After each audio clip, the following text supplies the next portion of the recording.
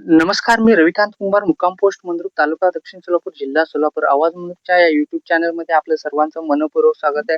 तर आज दिनांक आहे 19 मे 2026. तर कर्नाटकामध्ये काही भागामध्ये मागील 3-4 दिवसापासून मान्सून पूर्व पावसाला सुरुवात झाल्याचा एक अंदाज आहे. तर केरळ असेल, तामिळनाडू असेल, या भागात मान्सून पूर्व पावसाने धुमाकूळ घातलेला आहे.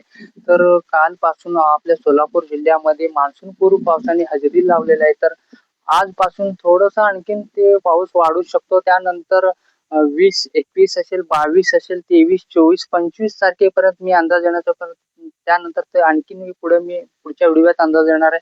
तर 24-25 तारखेपर्यंत सोलापूर जिल्हा असेल, लातूर असेल, धाराशिव असेल, कोल्हापूर असेल, सांगली, सातारा, पुणेचा भाग असेल आणि वरचं मुंबई असेल, या भागात पाऊस होऊ शकतो असा एक अंदाज आहे. तर काही भागामध्ये विजाही पडू शकतात, वादळी वारे निर्माण होऊ शकतात आणि तर तुरळक ठिकाणी गारपीटही होऊ शकतो असा एक अंदाज आहे.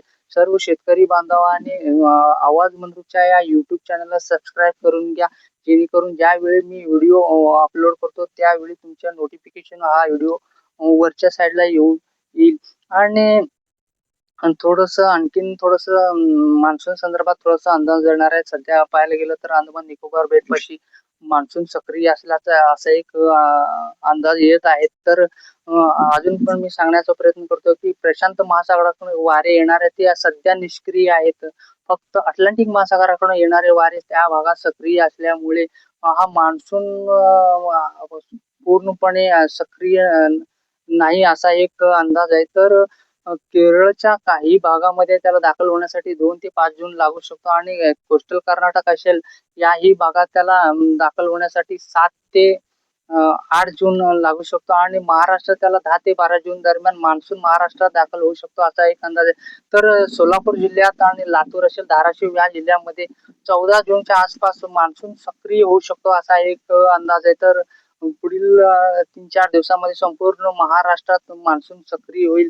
तर आणखीन थोडंसं सांगायचं झालं तर भारतामध्ये त्याला 2 जुलैपर्यंत संपूर्ण भारतामध्ये मान्सून सक्रिय होऊ शकतो असा एक अंदाज आहे. तर सध्या पाहायला गेलं तर बंगालच्या उपसागरामध्ये कमी दाबाचे पट्टे आहेत आणि अरबी समुद्रामध्ये कमी दाबाचे पट्टे आहेत.